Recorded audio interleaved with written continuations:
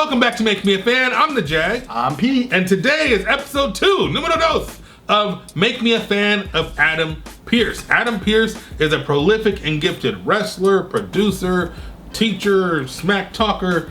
One of the brightest minds in wrestling. You damn right. Adam Pearce is someone that I've had a little bit of exposure to, but the Encyclopedia knows so much more. So before we get to today's match, is there anything that I need to know before we get into today's matchup? I'm glad you asked. So, as we were talking about yesterday, Mr. Pearce is very, very old school, has a very specific mindset on how the NWA works, and did not like the way TNA was doing things. Well, guess what? In 2007, the NWA and TNA split ways. Mm-hmm. Christian Cage was the champion, but then it was stripped, and then they actually ended up having a tournament to crown the new NWA heavyweight champion. Really? And in that tournament, Adam Pearce actually lost in the semifinals. Really? Okay. But because Bryan Danielson was injured and could not make the show, at IWA Puerto Rico, we had a match between Adam Pearce and Brent Albright. IWA Puerto Rico? Mm-hmm. Wow, okay, we're going far. For the Cologne. So we're talking straight up the Colognes. Yeah. So they had the first time since the title was taken away from TNA, someone was crowned the champion. And that was Adam Pearce. Nice, all right. And in that time, leading up to the match that we're going to see today for Ring of Honor at Death Before Dishonor 6, where it's going to be Brent Albright versus Adam Pearce, he defended the title up to that point 18 times in 11 months. Wow. So that's a fighting champion right there. So what are we doing? Storytelling. Let's go back to it. There was such tarnish that was put upon the NWA title during the TNA days that Adam Pearce spent the next 11 months restoring the championship to its elevated glory, to where that sweet Charlotte, that 10 pounds of gold deserves to be. Absolutely. So at that point, we've now taken a year to actually make this title worth something, and Ring of Honor is working with the NWA, and they do put on co-promoted shows. So at this show, we're going to see Brent Albright versus Adam Pearce. So it's like a palate cleanser. It's like, hey, this thing went and was disrespected a bit, and so I'm going to take it back and restore it to its previous prominence, give it the shine that it deserves. Put it up on the pedestal that it deserves to be. Damn right, because if there's any championship in the world that has the history and deserves respect, it's that 10 pounds of gold. Man, I tell you what, the names of the people that have held that title are long and prolific and gifted. When I say that, I don't mean that just out of, I'm just going to say it. I have been doing, this is Hallard Hall. Yes. This is a championship that when you've had this, you are the man. Yep. Full stop. There is nobody else. You are the man when you have the NWA title. Like, I read that Ron Killings had the NWA title at one point. You sure I was did. like, what? But when I look back at what was happening and I look at the names, if you just go to the Wikipedia page and look at the names, it is a who's who of wrestling. If we're going back to Harley Race, we're going to Ric Flair, we're going to Dusty Rhodes, we're going to, Terry Funk, Dory Funk Jr. People, come on, Gerald Briscoe, right? Yeah. Like so many different things.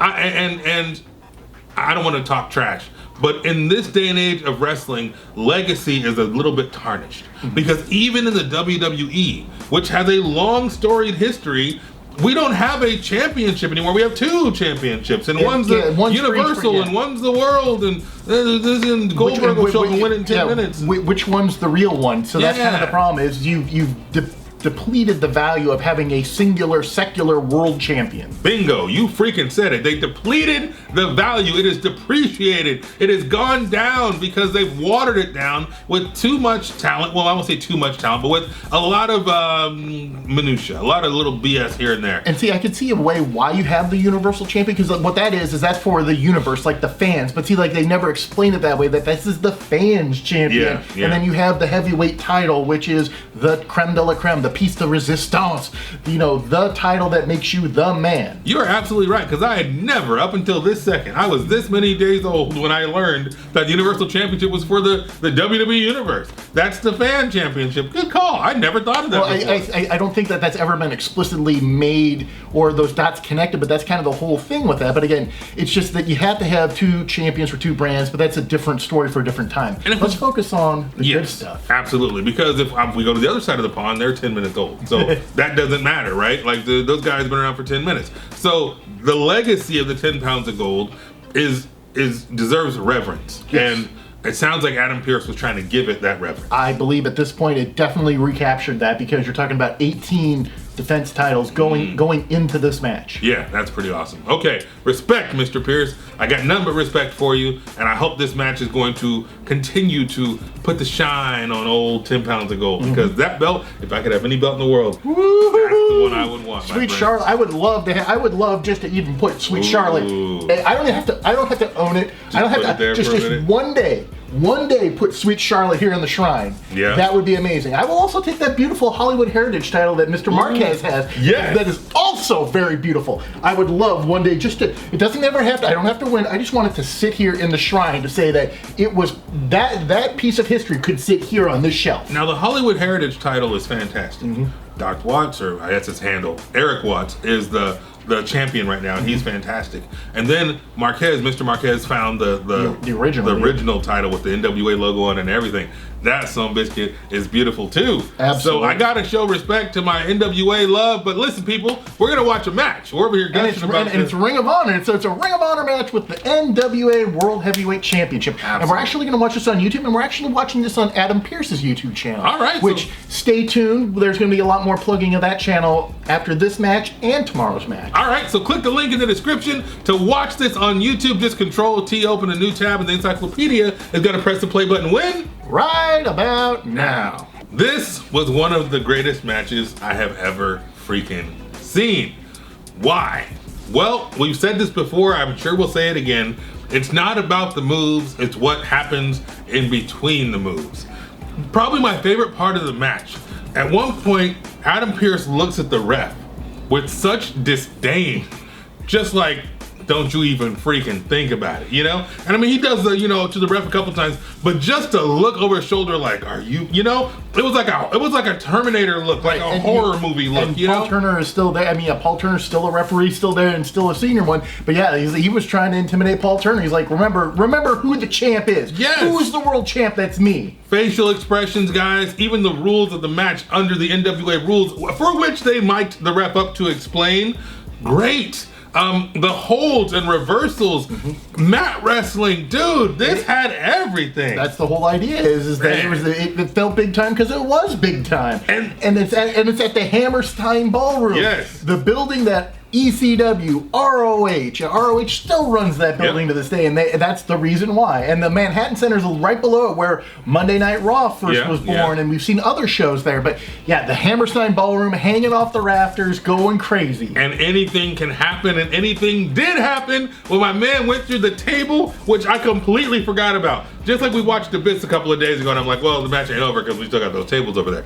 I completely forgot about the table because of what was happening in the ring, and then the table came back into play, and wow, that's a freaking payoff. And anything can and will happen because Adam Pearce lost.